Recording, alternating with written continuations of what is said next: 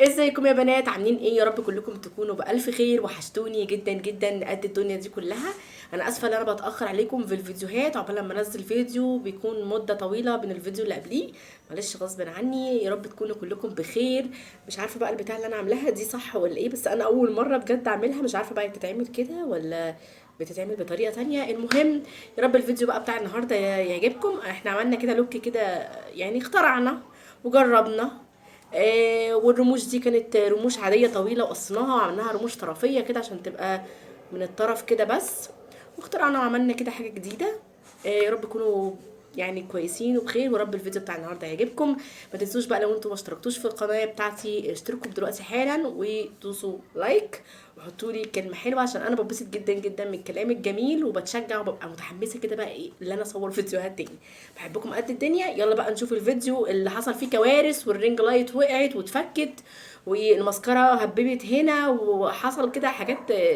وحطيت كريم تحت العين كتير وخدت نص الكمية. حصل في الفيديو ده شوية، يعني عايزة اقول لكم اللي انا بصور الفيديو ده تقريبا من الساعة 10، ودلوقتي الساعة 2 بالليل. ازاي مش عارفة، بس هو فعلا الوقت يعني مش عارفة بيجري مني بطريقة غريبة. يا رب تكونوا بخير. وحشتوني جدا جدا. وشكرا للبنات اصدقائي اللي بيكتبوا لي كلمات جميلة. بحبكم قد الدنيا. يلا بقى نشوف الفيديو. اول حاجه طبعا من قبل ما ابدا في اي برودكت على بشرتي اللي انا هحطها، هبتدي اللي انا انضف البشره كويس جدا بوايبس او بتونر اللي متوفر عندك. بس اتاكدي ان انتي نضفتي البشره كويس، لان التونر بيشيل الاتربه والبكتيريا اللي بتبقى على البشره اللي ما يقدرش يشيلها الغسول. بصوا، حتى انا هوريكم الوايبس دلوقتي هيتحول لونه كده، هيبقى لونه مش نظيف شويه، بس مش هيبان عندكم في الكاميرا قوي. تأكدي ان انت نضفتي البشرة كويس من اي افرازات زيوت او دهون على البشرة قبل ما نبتدي ان احنا نشتغل في الخطوة اللي بعد كده. بعد كده هجيب المرطب بتاعي من سيرافي. المرطب ده كلمتكم عنه في الفيديو اللي قبل دون على طول، او اللي قبليه تقريبا. فيديو حلو جدا يا بنات. انصحكم انكم ترجعوا تتفرجوا عليه. في المنتجات اللي جربتها وعجبتني كان من ضمنها المرطب دون. هو عامل زي لوشن علشان اصحاب البشره الدهنيه كمان ما يتضايقوش من الافكت اللي هو الدهني. فده لوشن مش بيدي افكت دهني خالص، وبيمتص على طول. البشره بتاعتك بتمتصه على طول وبيبقى حلو جدا. ادي وقته ان هو ينشف ويتشرب كويس جدا قبل الخطوه التانية. انا بحب ادخله كده من عند العين كده من فوق، عشان لو المنطقه متقشره او حاجه من فوق الجفن من عند الانف اتاكد ان انا رطبت الدنيا كويس. اجيب المرطب بتاع العين بتاع لوريال وهوبا. بصوا بقى الكميه بصوا الكميه اللي اتصدمت، يعني دوست جامد على البتاعه بتاعت الكريم، خرجت كميه رهيبه. حاولت ان انا يعني هرجعها تاني. خلاص بقى حطيتها كده اي حاجه. وبعد كده ابتديت ان انا اوزع بقى الكريم بتاع العين. حبيته جدا وجربته حلو جدا، وبيدي ملمس كده طري تحت العين كمان، عشان البنات اللي تحت عينيها في قشرة او محتاج ان هو يترطب. فحلو جدا وسعره كمان كويس، يعني هو مش غالي. ابتدي بقى ان انا اوزع المرطب بتاع الريال بتاع العين كويس قوي، واتاكد ان هو اتشرب كويس قبل الخطوه التانية. هجيب الكوريكت بتاع لاجير. بصوا يا بنات، هو الكوريكت ده حلو. هو يعتبر مش كوريكت، هو يعتبر كونسيلر، لان التغطيه بتاعته خفيفه. يعني انت ممكن تحطيه لو التصبغات بتاعتك او الهالات اللي عندك زي كده مش قويه، فمش مستاهله ان انت هتحطي حاجه الكفر بتاعها عالي. لكن لو عايزه حاجه الكفر بتاعها عالي او التصبغات عندك اوفر قوي، فما انصحكيش باللاجيرل، لانه التغطيه بتاعته متوسطه. ممكن تستخدمي اللون الاورنج اللي في باليت الكونتور بتاعت فوريفر. هحط بقى البرايمر بتاع لوريال. انا بحب جدا جدا البرايمر دون، وبستخدمه بقالي كذا سنة يعني، لان بحبه جدا. هحطه بقى في الاماكن اللي عندي اللي فيها مسام. ودي الطريقة الصح يا بنات لتوزيع البرايمر على المسام، ان انت بتاخديه من فوق لتحت ومن الشمال لليمين، بحيث ان انت توزعي البرايمر وتدخليه في كل المسام بتاعة البشرة. يعني شايفين انا بعمله ازاي؟ من تحت لفوق ومن شمال لليمين، توزعيه بكذا اتجاه بحيث ان هو يتغلغل في كل المسام اللي عندك في البشرة بتاعتك.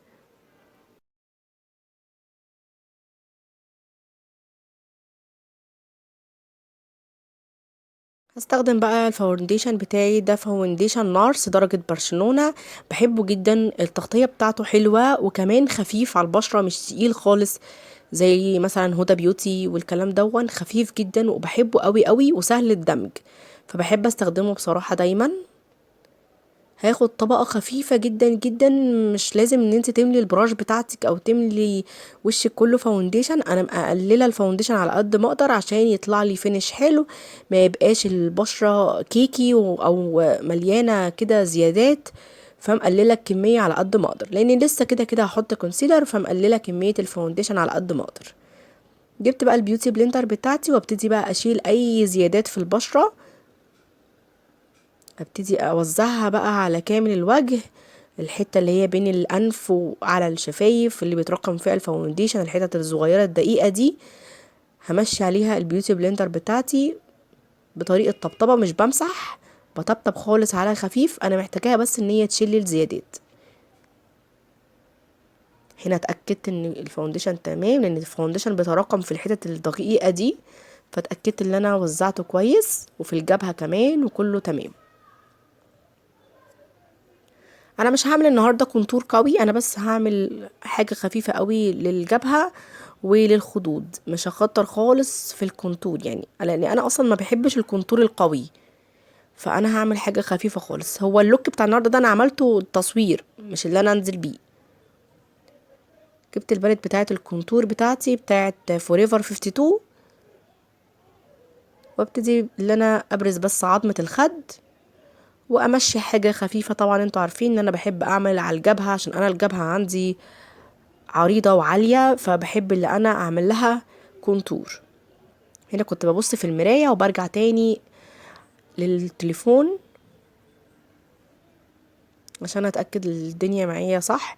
اللون بحطه على خفيف، ولو احتجت اللي انا اتقل بصوا بتقل واحدة واحدة، ما بحطش درجة غامقة قوي والاقي ان البشرة عندي اسمرت او بقى فيه غيامة غامقة على الجبهة. فانا بعمل واحدة واحدة، عوزت اللي انا اغمق بغمق تاني.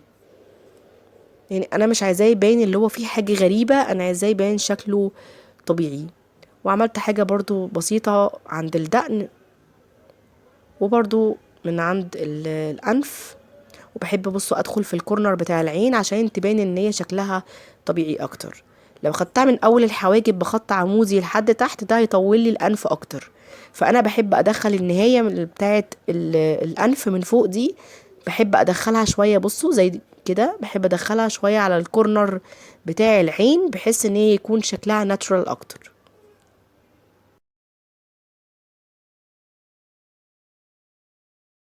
بقى لو الكونسيلر بتاعك من النوع اللي هو بينشف، خليكي تبتدي حاجة حاجة الأول، يعني ما تعمليش العينين وتعملي واحدة تدمجيها وبعد كده ترجعي للتانية تلاقي الكونسيلر نشف. اعملي عين عين وعلى مهلك خالص وادمجيه بسرعة علشان ما ينشفش معاكي قوي. خدت حتة كونسيلر كده بصباعي صغيرة وعند الأنف من النص، أنا بحب أعملها أوي بصباعي، يعني المكان بتاع الأنف دون عشان هو دقيق قوي، مش عايزة استخدم براش كبيرة في الكونسيلر فتوسع لي الأنف. لا انا بحب بصباعي كده ادمجها كده بالراحه، وبعد كده ابقى اشيل الزيادات بتاعتها بالبيوتي بلندر اللي هي الصغيره خالص او بالبيوتي بلندر الكبيره عادي مفيش مشكله.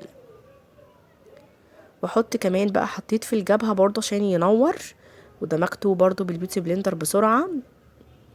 الكونسيلر بتاعي دون من ضمن الحاجات برضو اللي انا مش هكررها تاني، بس مستنياه ان هو يخلص لان هو بينشف بسرعه جدا جدا، ولو عندك خطوط تحت العين بيقعد في الخطوط. هحط بقى في الدقن وفي اعلى الشفايف برضو في الاماكن اللي انا عايزه اعمل لها اضاءه، وادمج برضو بالبيوتي بلندر بتاعتي. البشره كان شكلها حلو جدا جدا، ما كانش فيه اي زيادات ولا في حاجه مكلكعه ولا حاجه مشققه، كانت الدنيا عجباني قوي واللون بتاع البشره كان عاجبني جدا جدا. ادمج بقى. بعد كده هجيب البلاشر بتاع جرام دي درجه لاف كيك، وابتدي اللي انا احطه في الخطوط وادمجه ببراش تكون خفيفه، ما استخدمش براش تقيله او كابوكي جامده قوي علشان احنا مش عايزين نمسح الطبقات اللي تحت. فاستخدمي براش تكون خفيفة شوية علشان ما تمسحلكيش الطبقة بتاعة الكونسيلر او الطبقة بتاعة الكونتور والفاونديشن. فخلي البراش بتاعتك اللي انت هتستخدميها بعد كده تكون بقى اخف، يعني من بعد ما تحطي الفاونديشن والكونتور خلي البراش بتاعتك اللي على البشرة كلها بعد كده بقى من بعد الخطوات دي تكون خفيفة شوية، ما تكونش تقيلة قوي علشان ما تمسحلكيش البرودكت اللي تحت. اجيب بقى البيوتي بلندر بتاعتي تاني وامشيها على البشره كلها عشان اتاكد ان مفيش اي خطوط. يعني شايفين الخط اللي بين الكونسيلر والبلاش اللي تحت عيني في خط كده، اول لما امشي عليه البيوتي بلندر مش هيبقى فيه الخط دون، وهتحسوا ان البشره كلها ميه واحده. طبعا انا اول لما عملت البشره بالتونر وقبل ما اعملها بالمرطب كنت مثبتاهم بالواكس بتاع الحواجب. بعد كده هرجع بقى لللوز باودر بتاعتي بعد ما اتاكدت ان مفيش اي خطوط في البشره ومشيت البيوتي بلندر على البشره كلها. هرجع للباف سبونج بتاعتي وباللوز باودر بتاعه دارس درجه 2، وهبتدي اللي انا امشيها بقى على الاماكن اللي انا عملت فيها كريمي كلها. بس هبتدي الاول بالاماكن اللي بتخطط عندي. اول مكان عملته طبعا تحت العين عشان الكونسيلر، وبعد كده الجبهه برضو عندي بتخطط، فعملت الاماكن اللي بتخطط عندي الاول هي اللي ثبتها، وبعد كده هرجع بقى للبشره كلها. تأكدي بقى ان انتي ثبتي كويس ودخلتي في كل الاماكن الصغيره. وكمان هبرز خط الكونتور من تحت وعند الدقن برضو عشان الحته دي عندي بتخطط. وبعد ما ثبت كويس هجيب بقى الباف بتاعتي واطبطب بيها على البشره كلها. بقى انا خلاص اتاكدت كده ان البشره كلها اتثبتت تمام ومفيش اي حاجه طريه. هجيب الكومباكت بتاعتي من نوت وبفرشه فلافي قوي هبتدي بقى اللي انا انضف اللوز باودر اللي انا حطيتها تحت العين واللوز باودر اللي حطيتها في الجبهه. هبتدي بقى اللي انا انضف كل الاماكن اللي انا حطيت فيها لوز باودر بالكومباكت بتاعتي.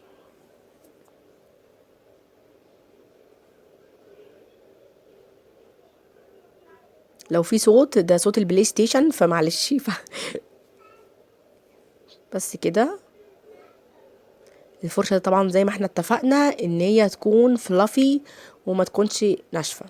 بعد كده رشيت رشتين من الفيكس بتاع اوفرا، وهي البشرة مبلولة شوية هحط الهايلايتر علشان يثبت اكتر وعلشان يبقى واضح. يعني بصوا لما احط اعلى الشفايف هو هنا مش واضح قوي عشان انا الاضاءة مش ثابتة عليا قوي. بصوا لما احط هنا بصوا نور ازاي. بصوا كمان لما احط في الدقن بينور فانا بحب احط الهايلايتر اول لما ارش الفيكس سبراي. بصوا بقى جمال البشره نعومه فلتر. هعمل بقى الحواجب بلاجير لدرجه بلوند، عملتها معاكم كتير فعملت سكيب للخطوه بتاعه الحواجب. ورسمت الشعره شعره من قدام بقلم شيج لام درجه اسبريسو. هاخد اللون الاورنج دون اللي هو الكريمي اللي في بالة الكونتور بتاع فوريفر 52، وهبتدي اللي انا اوزعه كانه كونسيلر. فرشه كابوكي كده صغنططه وابتدي اللي انا اوزعه على العين. هاخد الافتح سنه افتحه شويه برضو فوقيه كله على الجفن المتحرك، مش هطلع فوق، انا هوزعه كله على الجفن المتحرك. وبعد كده هبقى ادمج الاطراف بتاعته اللي جوه، مش هطلعها لفوق علشان ما نطلعش على الحاجب. يعني انا همشي اللون الكريمي دون على الجفن المتحرك، وبعد كده هدمج الاطراف بتاعته اللي فوق لجوه. بصوا زي ما انتم شايفين كده بدخله لجوه. بعد كده بفرشه مبططه هجيب اللون اللي هو الاورنج اللي في الباليت، وبعد كده هطبطب على اللون الكريمي الاورنج اللي احنا حطيناه بحيث ان هي تثبت معايا ويبان اكتر. بس اتاكدي ان انتي رجعتي للفرشه الكابوكي ودمجتي اللي هو اللون الكريمي كويس جدا عشان ما تثبتيش بالبودر. لو هو خطط هيفضل مخطط، فتاكدي ان انتي دمجتي اللون كويس قوي بالبراش الصغيره اللي احنا استخدمناها الاول، وبعد كده ابقي اعملي عليه باللون البودر. هوزع بقى على كل الجفن اللي انا حطيت فيه كريمي من اللون البودر الاورنج اللي خدناه من الباليت بالطبطبه، مش همسح علشان ما يكلكعش معايا. بعد كده هرجع للفرشه دي وابتدي بقى اللي انا ادمج الاطراف. هي الفرشه فاضيه ما فيهاش اي لون، وابتدي اللي انا ادمج الاطراف بتاعتي. انا كده خلاص ثبت، فما عنديش مشكله اللي انا ادمج دواير مادام ثبت طبطبت على اللون خلاص. هو كده يعتبر يعني نشف معايا. ابتدي بقى اللي انا اموهه بالفرشه دي وانعمه واخليه ينعم خالص ويتفرد بقى على الجفن علشان ادرجه.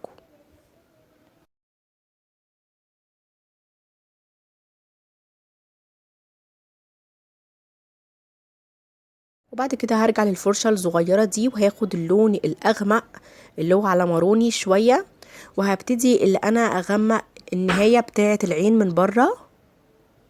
بصوا زي ما انتوا شايفين كده، اطبطب كده من نهايه العين. هغمق شويه شويه، هو مش واضح لكم قوي برضو في الاضاءه، بس انا هغمق شويه شويه من نهايه العين كده واطلع لبره شويه. هقعد اغمق واحده واحده. مش عايزه اللون يبقى معايا فاقع مره واحده، لا انا عايزاه متدرج. يعني مش عايزه احط املى البراش كلها لون واحطها على طول فوق العين، لا انا عايزه ادرج انا براحتي، يعني اغمق شويه شويه. وتاكدي ان انت نفضتي البراش من اي زوايد شادو علشان ما يقعش على البشره بتاعتك. ما تنسيش اللي احنا مثبتين وحاطين الفاونديشن، فاي بقعه هتقع مننا يعني هتضايقنا. فتاكدي ان انت نفضتي البراش كويس. هرجع للبراش بتاعتي دي وابتدي بقى اللي انا ادمج الخط اللي انا عملته الغامق واموهه عشان ما يبقاش بقعه كده محطوطه.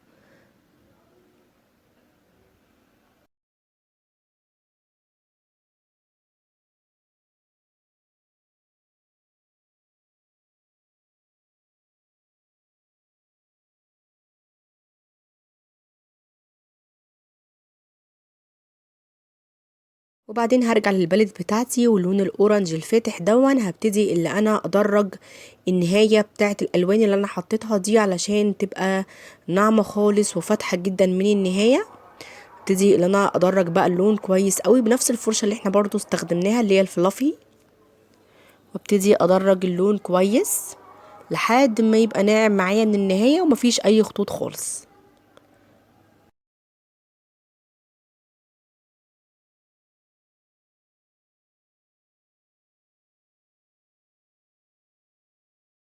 هشتغل برضو العين التانية زي ما عملت في العين الأولانية بالظبط بنفس الخطوات. ابتديت الأول بالكريمي وبعد كده دمجته كويس ودمجت الأطراف بتاعته لجوه أو لتحت، وبعد كده هتابع عليه باللون البودر.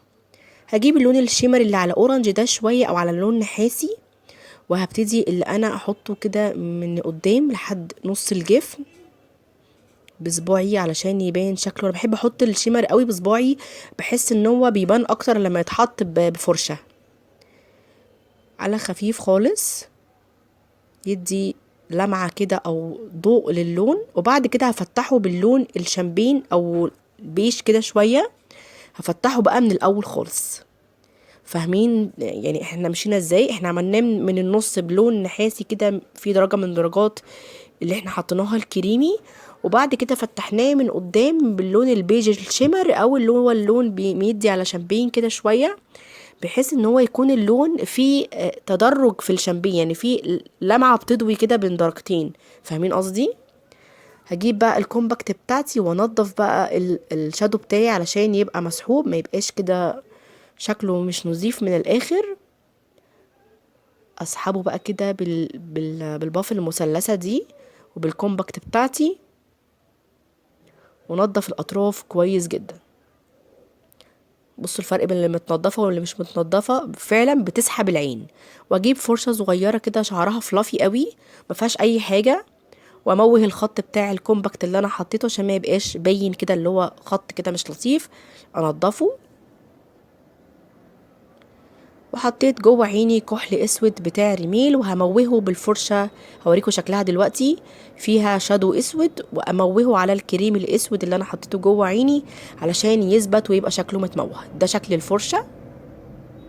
وبهي الفرشه هناخد اللون الاورنج او اللي هو اللي على ماروني شويه، وهبتدي ادرج اللون الاسود اللي انا حطيته عشان يبقى ليه زي شادو، يعني ليه زي ضوء كده من تحتيه، ما يبقاش اسود محطوط كده وخلاص، يبقى ليه زي ظل. وارجع برضو للاورنج الخفيف خالص،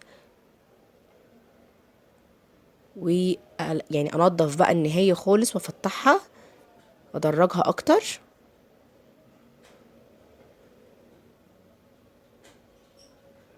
وبالجلو بتاع الجليتر وبأي فرشة زغنططة عندك خالص، الستاند هنا اتزق مني هبتدي اللي انا احطه كده تحت المدمع بتاع العين من تحت. خلي بالك ما يخشش في عينيك، عشان لو دخل في عينك هيحرق لك عينك، فخدي بالك تحت المدمع كده من تحت.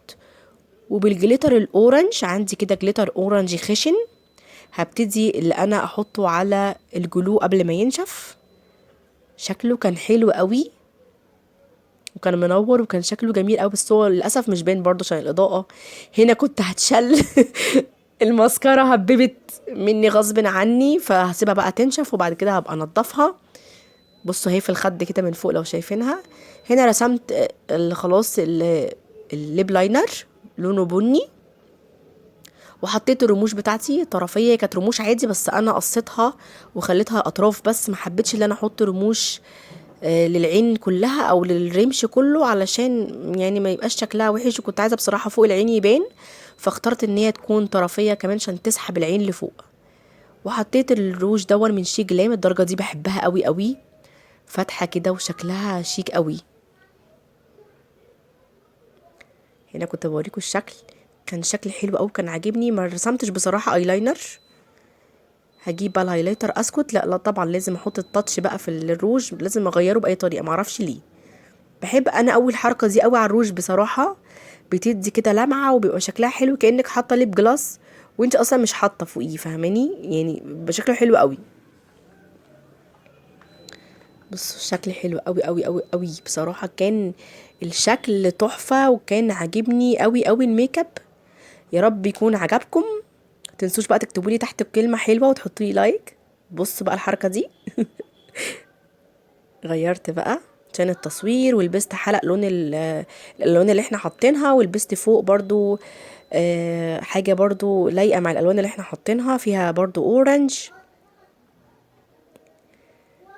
اكتبوا لي بقى رأيكم ايه، ومعلش لو في صوت دوشة فعشان كده انا بسجل لكم فويس.